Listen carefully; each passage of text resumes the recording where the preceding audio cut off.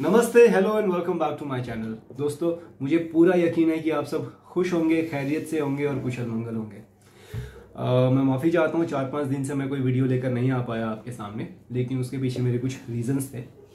एक तो I am planning to travel a little. I was travelling and I will be travelling again.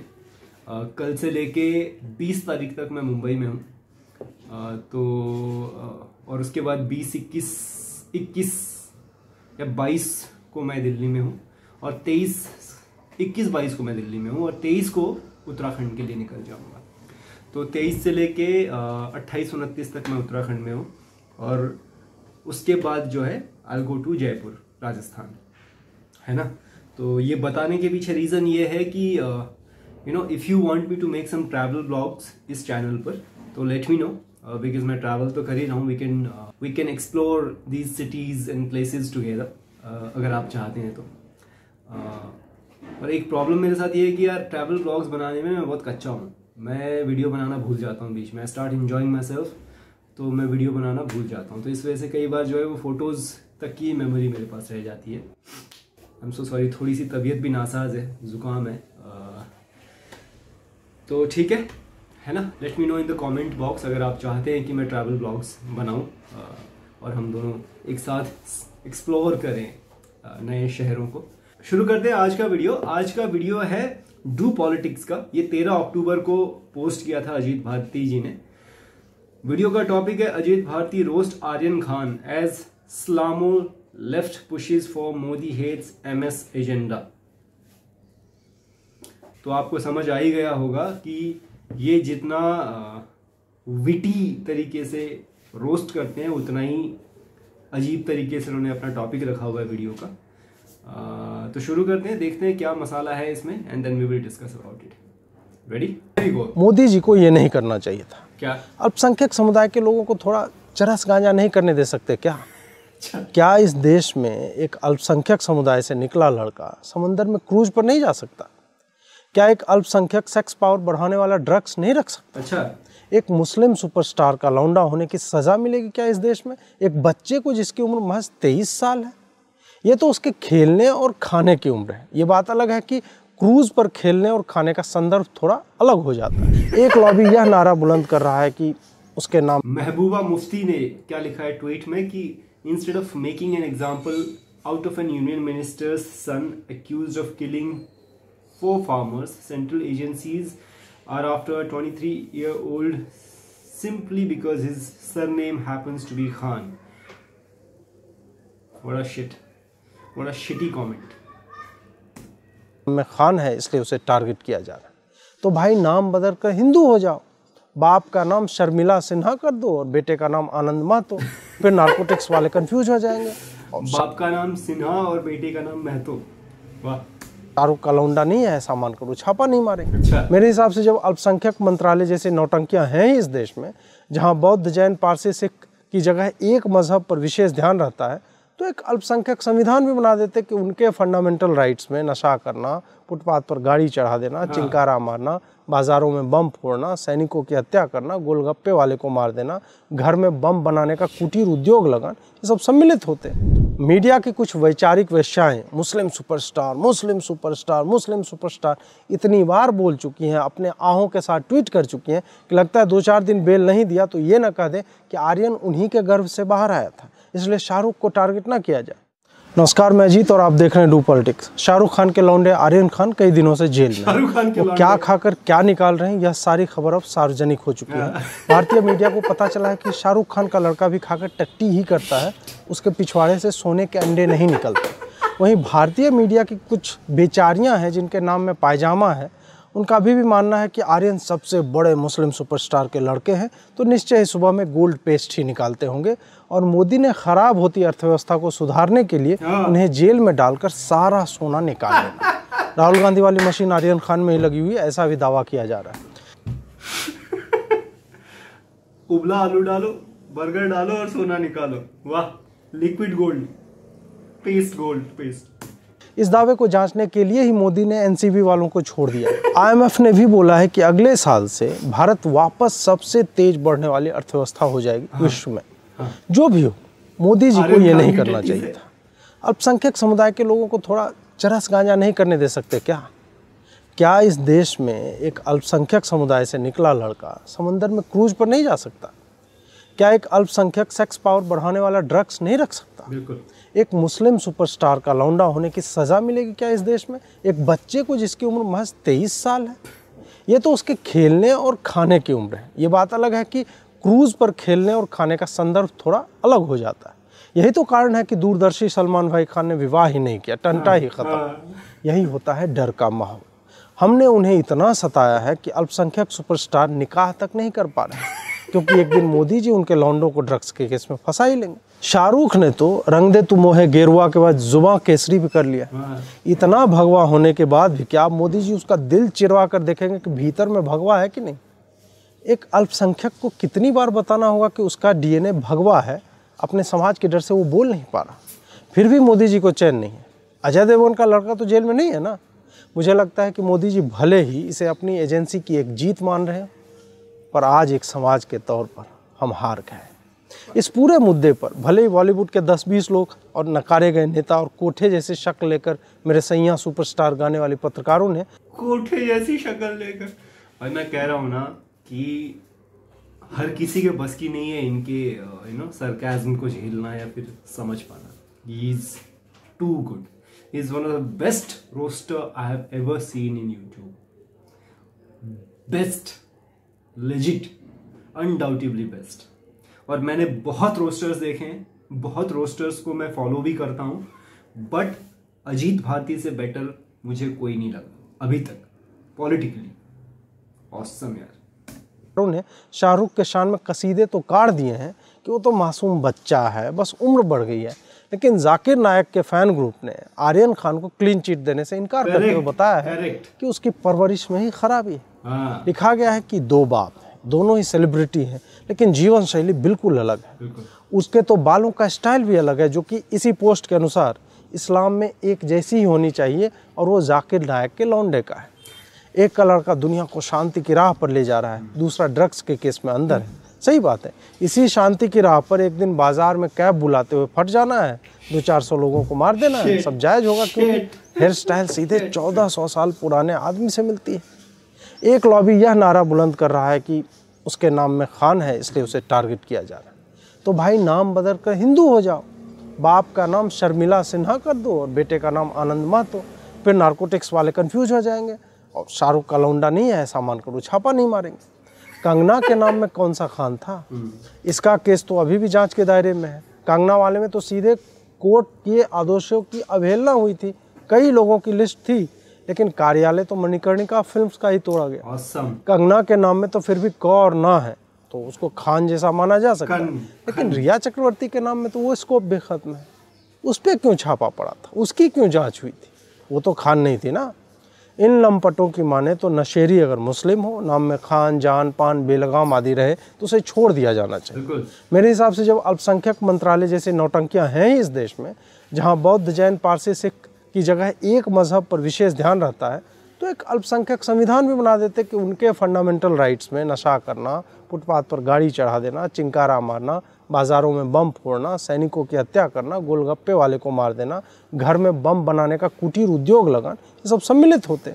बवासीर के बिना चीर फाड़ वाले इलाज और शीघ्र पतन जैसी समस्याओं पर तो यूपी, बिहार से लेकर पाकिस्तान की सड़कों और पहाड़ों की चट्टानों पर लिखकर इन्होंने एकाधिकार तो बना ही रखा है अपना। बाकी की कसर जो है खान साहब के लौंडे ने सेक्स पावर बढ़ाने की दवाई रखने का आरोप लगवाकर पूरा कर दिया कि हाँ भैया हमको है दिक्कत। बॉलीवुड से कई लोगों ने अपने स्तर पे इस पे बयान दिए हैं।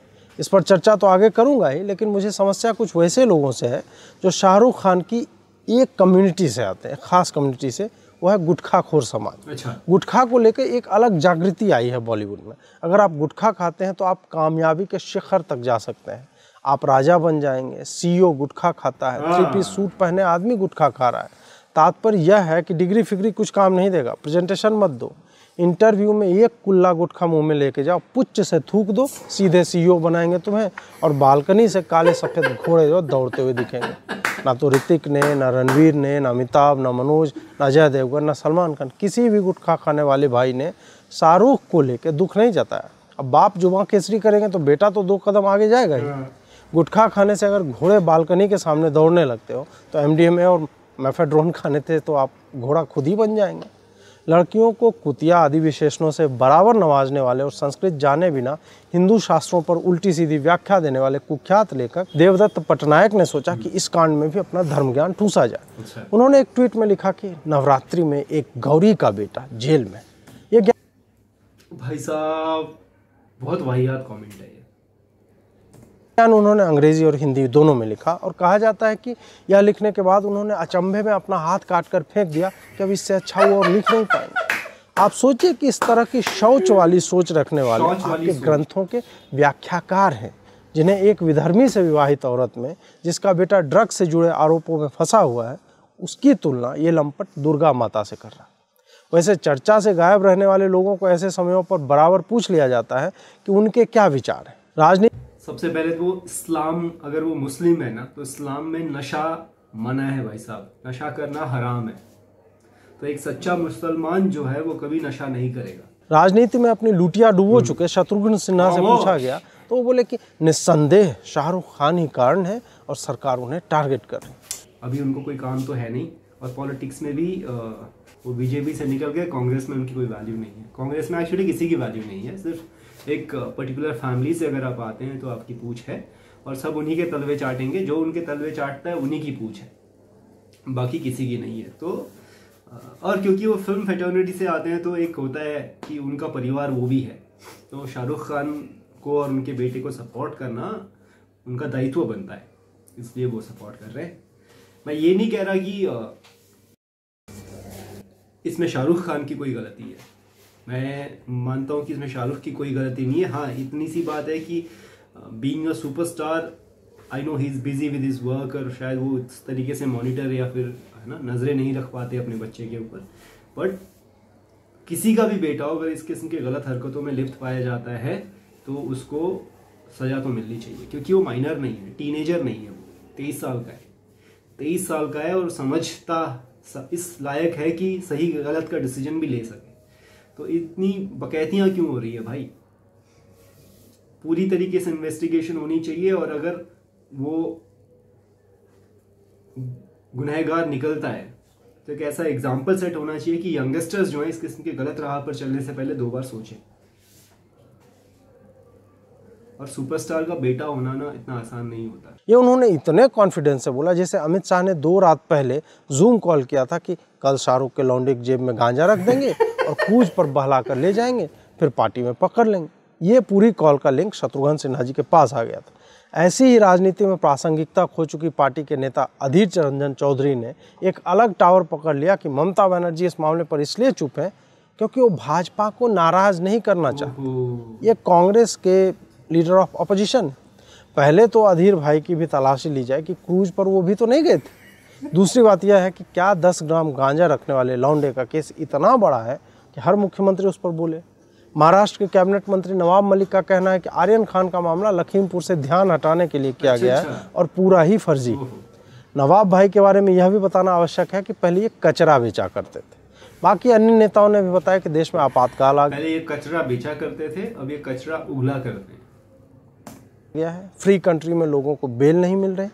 ये नेता यह बताना भूल जाते हैं कि अर्नब गोस्वामी को बेल क्यों नहीं मिली थी 8 दिन तक। वो आर्यन खान से तो बड़ा ही नाम है, बाप के नाम से तो कम पेट नहीं पाल रहा है ना। एक ने तो यहाँ तक लिख दिया कि गांधी के बाद अगर कोई है तो शाहरुख खान ही भारत की पहचान। एक तो भारत के लोग अब गांधी से भी पिंड छुड़ाना चाह रहे हैं, जो कि हिंदुओं को मुसलमानों से कटने को प्रेरित किया करते थे। मोपला नरसंहार समेत कई दंगों पर चुप रहे। गांधी को ढोना भाजपा की मजबूरी है, इसलिए उनका चश्मा हर विज्ञापन में दिख जाता है।